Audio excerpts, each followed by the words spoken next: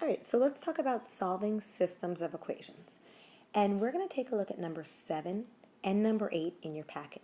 And both of these examples are review from Algebra 1, so what we're doing here, this might ring a bell with you. All right, so let's first solve number 7 algebraically.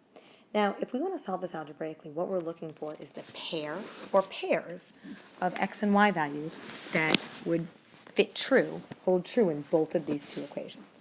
So in order to do that, the first thing you want to do is you want to get either x or y by itself in either one of these equations. Now what's nice is if you look at the second equation here, the y is already by itself. Okay, we know that y is equal to x squared minus 4. Now since we know what y is equal to, right, I'm just going to circle it here. Y is equal to x squared minus 4. We can take that x squared minus 4 and we can replace it for this y right here in the equation above it.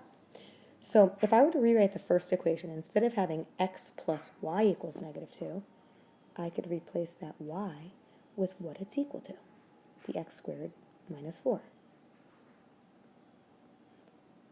Okay, so again, instead of having x plus y equals negative 2, I could have x plus what we know y is equal to, being equal to negative 2. And the reason I did that, the reason I substituted, the second equation into the first equation, because now I created an equation that has only one variable. And if there's only one variable in the equation, we could solve that. All right, so because there's an x squared in our equation, we know we're going to have to get one side of the equation equal to 0. So I'm going to just add 2 to both sides, and we're left with 0 on the right-hand side of the equation. Now on the left-hand side of the equation, let's take that and rewrite it in standard form. So I'm going to put my x squared term first, then my positive x, and then since negative 4 plus 2 is negative 2, I'm going to write that last. All right, so to solve this, we can just factor it and make a t-chart. All right, so we have an x and two numbers that multiply to negative 2 and add to positive 1 would be positive 2 and negative 1. All right, so let's make a t-chart, and I get x equals negative 2 and x equals 1. Now, if you notice, I made my t-chart pretty big, and the reason I made it big was because if you go back to our original equations, we have two variables. We have x and y, so we have to solve for both of those. So far, we only solved for our x values, but what we need to do is we need to determine what y values correspond with these x values to make both of those two given equations true. So what you could do is you could pick either one of the two equations you're given. I know the first equation it seems, a little bit easier to work with, but in the second equation, y is already by itself, so I'm actually going to use that second equation. You could use either one, it doesn't matter, they'll both give you the same answer. But I'm going to use that second equation, that says y, to determine what y values go along with these two x values. Okay, so first thing I'm going to do is, on the left-hand side of the t-chart, we have x equals negative 2. So I'm going to replace my x here with a negative 2. And keep in mind, when you substitute a negative in, you always have to put it in parentheses. All right, so then negative 2 squared means negative 2 times negative 2, which is positive 4. And since 4 minus 4 is 0, 0 is the y value that corresponds with this x value of negative 2. So you can write that as a coordinate, negative 2, 0. This is the first coordinate, or the first pair of x and y values that holds true in both of those two equations. If you were to take that negative 2, 0 and check it in both equations, that would check. Okay, and then I'm going to solve for the y value that goes along with an x value of 1. So let's replace this x with a 1. Since it's positive, you don't need parentheses, but I like to put it anyway. All right, well, 1 squared is 1, and 1 minus 4 is negative 3. So 1, negative 3 is the other pair of values that would hold true in both of those equations.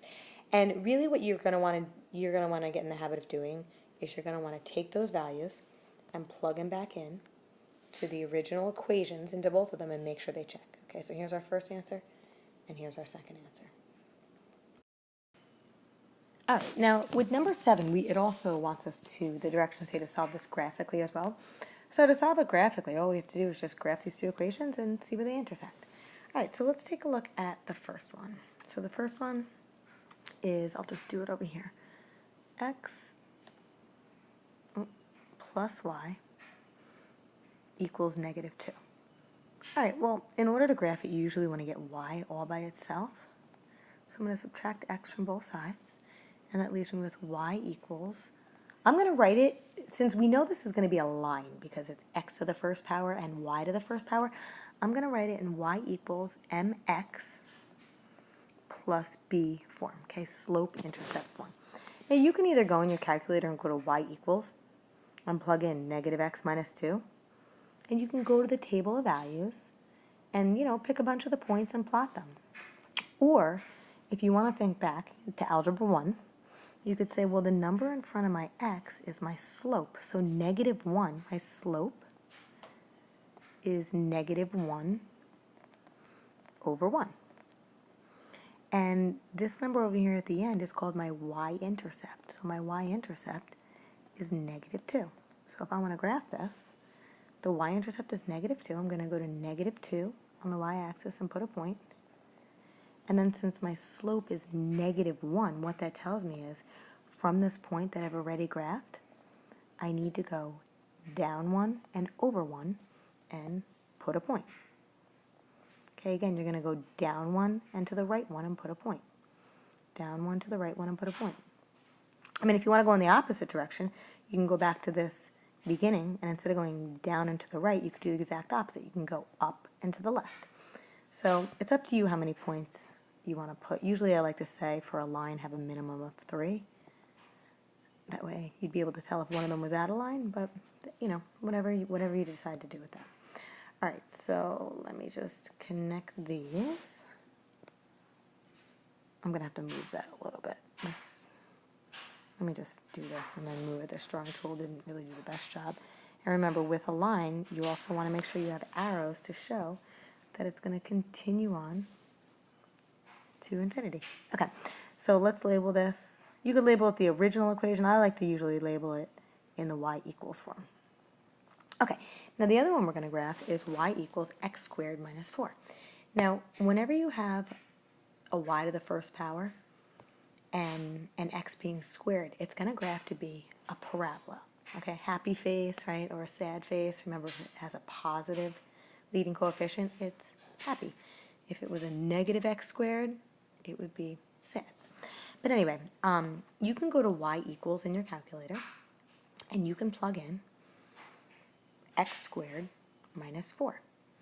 And then what I want you to do is, I want you to scroll up and down throughout your table of values, and what you want to do is you want to find the parabola, since this is going to be a happy face parabola, you want to find the very lowest y value that you see on that table. And once you find the very lowest y value, that is going to be the middle coordinate that you're going to include in your table. So if you plug this into y equals in your calculator and scroll up and down, what you should notice is the very lowest y value that you'll see is -4. So that's going to go right in the middle of our table. And the x value that goes along with that is 0.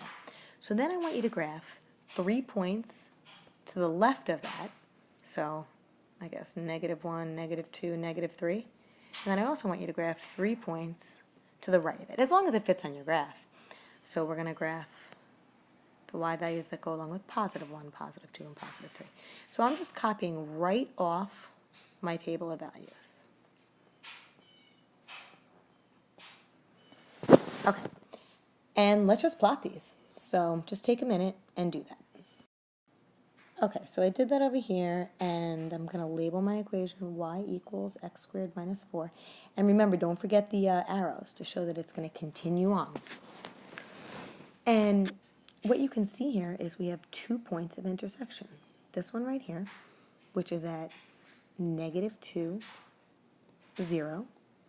And this one, right here, which is at 1, -3. And if you go back and look at our work when we did it algebraically, these were our 2 solutions algebraically as well. Okay, so number 8 is really, the same exact concept. First thing we want to do is we want to get either x or y by itself in one of the equations. Again, it doesn't matter which one you do it in.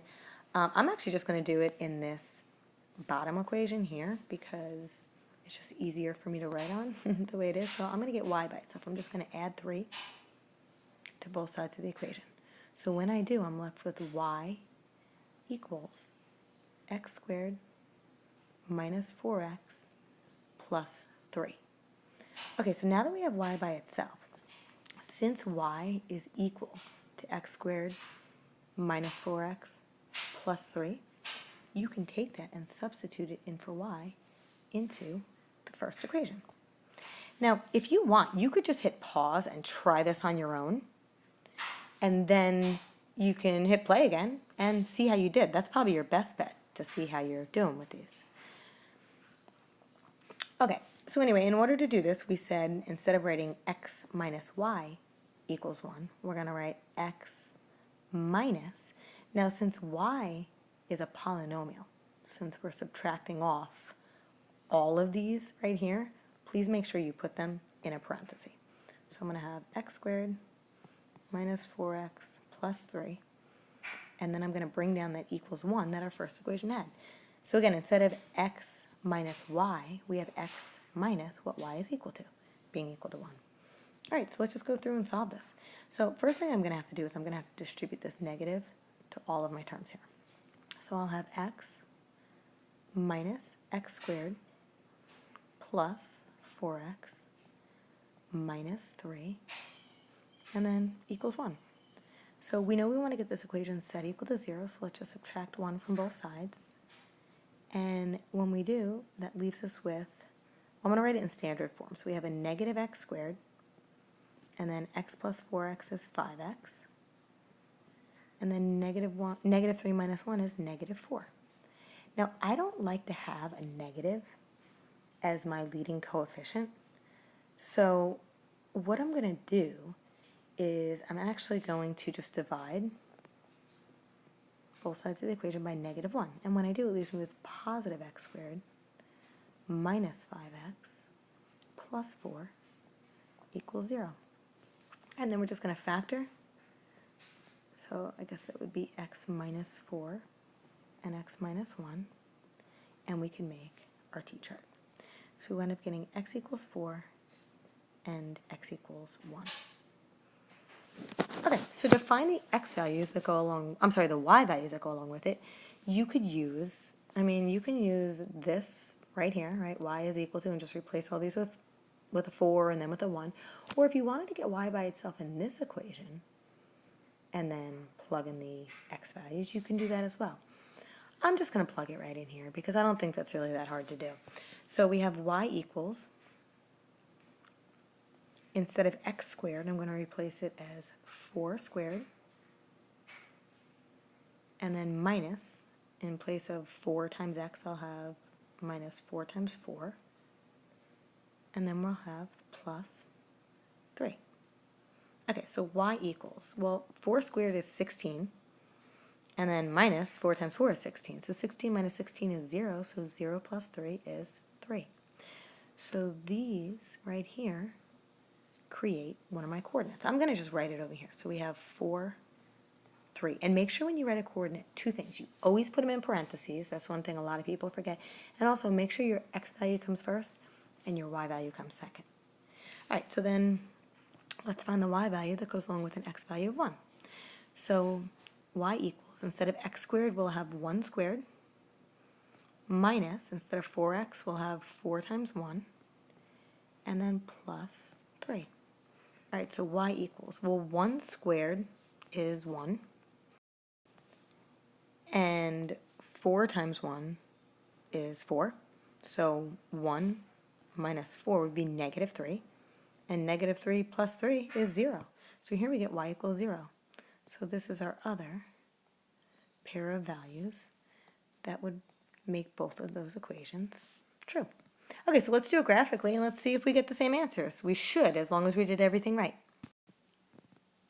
Okay, so if we're going to do this graphically, we know that this first equation right here is going to be a line because we have an x to the first power and a y to the first power. And we know that this second equation is going to be a parabola because we have a y to the first power and an x squared. All right, so first thing we want to do, if we're going to solve these graphically, is we have to get y by itself in both of these two equations. All right, so let's start with this one. I'll just kind of do it over here. You know what I'm going to do? I'm just going to do this kind of visually. If I were to take this negative y and add it to the other side of the equation, wouldn't I have a y over here?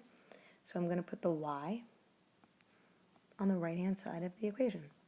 Okay, I'm going to leave the x where it is, and since I'm trying to get y all by itself, wouldn't I just take this 1 and move it to the left-hand side of the equation? So when I do, I would have to subtract it, so it becomes a minus 1 when I move it over to the left.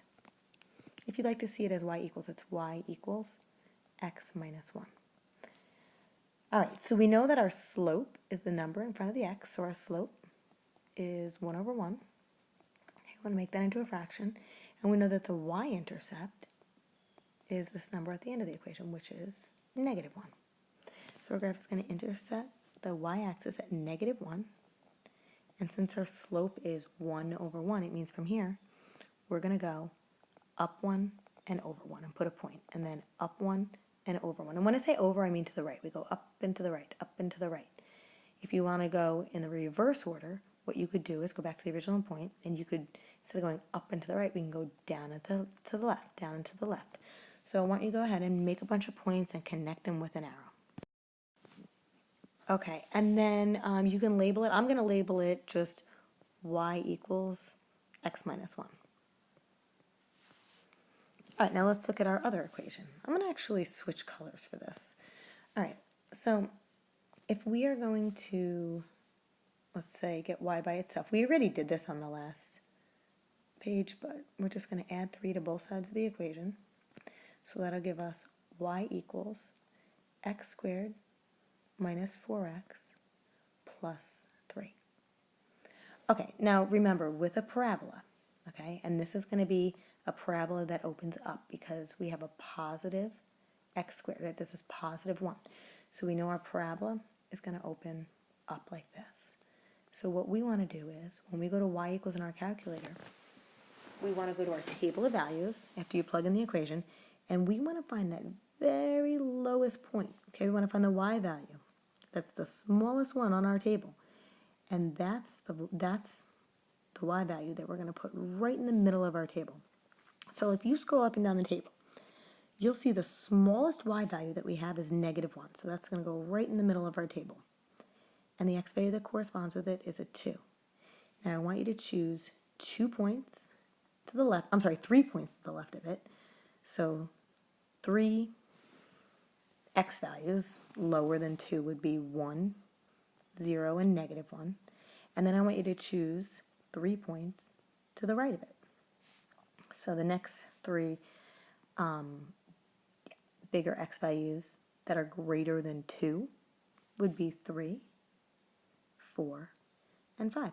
And just copy the y values that correspond with them right off your table.